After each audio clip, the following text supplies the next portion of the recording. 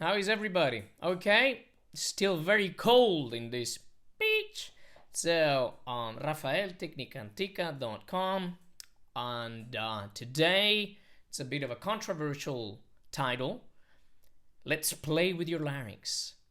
Alright, so how do I begin? Back in the day, that's why I'm using the London accent. Back in the day, when I was studying in London, I actually studied under Paul Farrington. Pharynx, the larynx. It's his sort of war name. Great teacher, honestly, great teacher. One of the things he said, basically, that are a bit controversial, not, regardless the title, was that tenor high notes were actually belting. And to this day, I disagree in the sense that if you sing musical theater, you're going to need sort of a musical theater position, and the larynx is going to be higher. And if you sing in a theater with no amplification, your larynx is going to be lower. And that's going to affect the quality of the sound, especially, and the volume of it. So, how do we play with our larynx? We play with the entire track, which means that your larynx is connected to your tongue. And I know, and I swore to myself, time and time again, that I would not talk about tongues and vibratos. However, sometimes we need to address it. Why?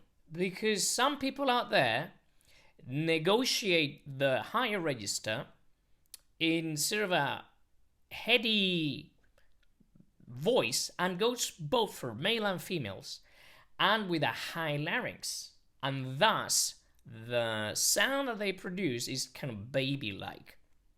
And that's okay if you have a big fat mic in front of you, but if you are, naked on stage, the voice is not going to carry as you will. And now we're not talking about twang, we're not talking about that kind of carry. We're talking about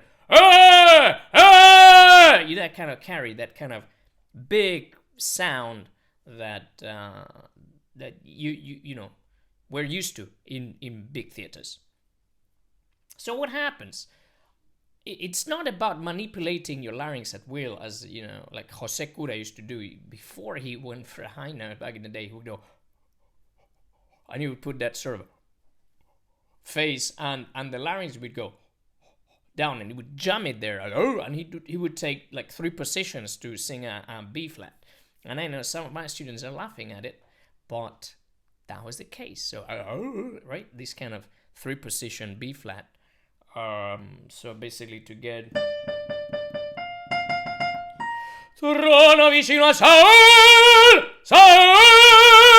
kind of thing, right? And we laugh at it. Mind you, he's done a great career, and we have no right to laugh at him. Now, if you've noticed, my larynx is low, and I believe the B flat is not too bad. So what happens to some people is that to negotiate that area, especially in tenor land, is people that perhaps have been a baritone in the other, in their other lives, and all of a sudden they discovered they are a tenor.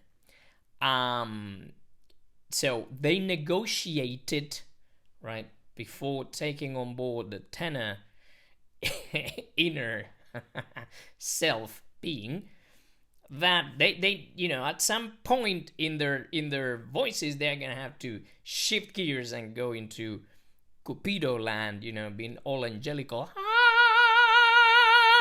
And obviously, if you're 190, and 100 and odd kilos or something like that, it doesn't really go with you.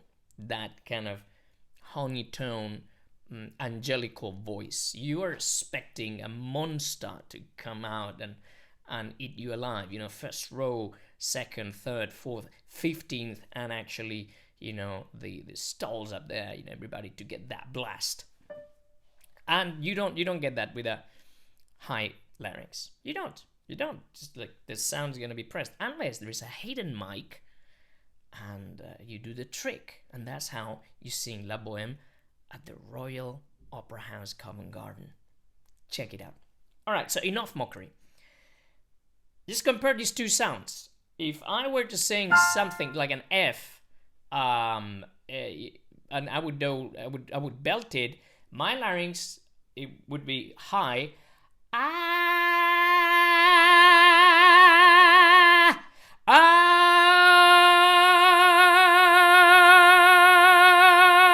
and that's an open sort of thing that with a mic possibly would sound high, and I would be able to maintain that for a long time. Now compared it to this sound.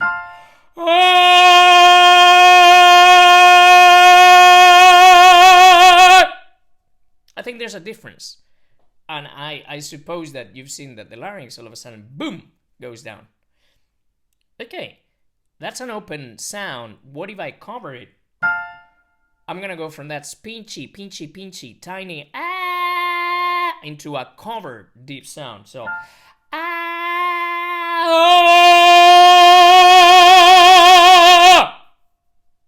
there you go. That's a low larynx, and that's a fondo. Yeah, and the sound is free. It's not. I'm not jamming it down to produce that tone. So that's an F. Again, we can go on and on and on and on and on, higher and higher and higher if you want. Don't mind.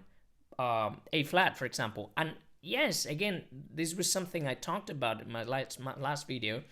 I discovered that for some reason, people are more interested in lyrical stuff rather than musical theater stuff, which, okay, it's great. You know, the thing is that it can be done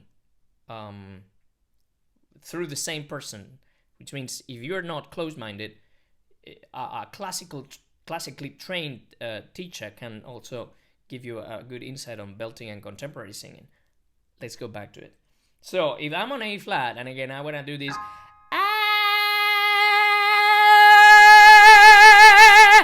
and again with a mic that's gonna sound big and resonant, I can darken the vowel. All right, my larynx is high. My larynx is low. Okay, the main thing is that the quality of the voice is different because the larynx position is different.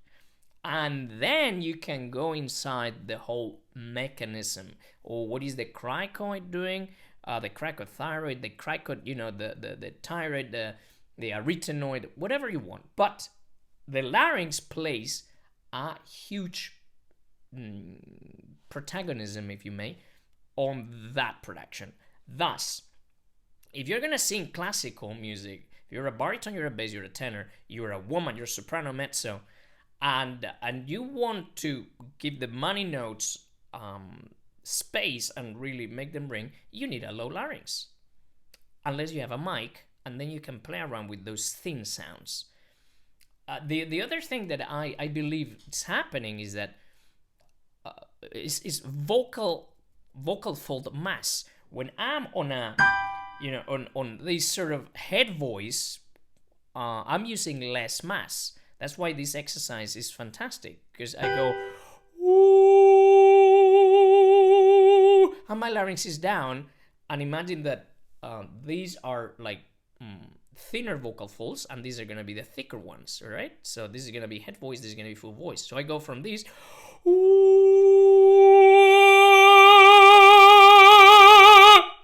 so it's not that I'm stretching the folds or I'm abducting them more, I'm using more mass. And that release is sort of whistling through my folds to make that sort of optimized sound. And why do I say this? Because your attitude perhaps now is going to be, oh, I'm gonna blast that, and I'm gonna go from that sort of small sound,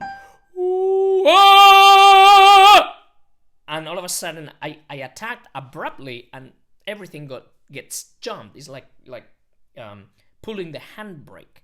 So if we want to actually lean and release, we have to do it gradually. And no, don't get me wrong, it's not about doing crescendo on every phrase. No, but those phrases that might worry you, do a crescendo on them so you can go from that small area into a bigger plane, if you will.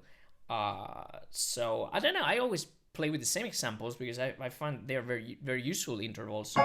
So di Letizia ed amor. So like lean on it. Amor. That's it. So you're not blasting it. You get me? Would you stay on the ooh? That wouldn't cut for Madama Butterfly, would it? But if you start pressing like that, it's like, you're going to the toilet. Although some teachers will actually defend that idea, which I think is dirty. All right, enough for today. 11 odd minutes. I hope this clarifies a bit, how you can play with your larynx and, apply it to your singing and get the results you were promised to get. I am no miracle maker. I gotta do a video about that miracle pill. All right, so for today, enjoy, have fun, play with your larynxes. Bye.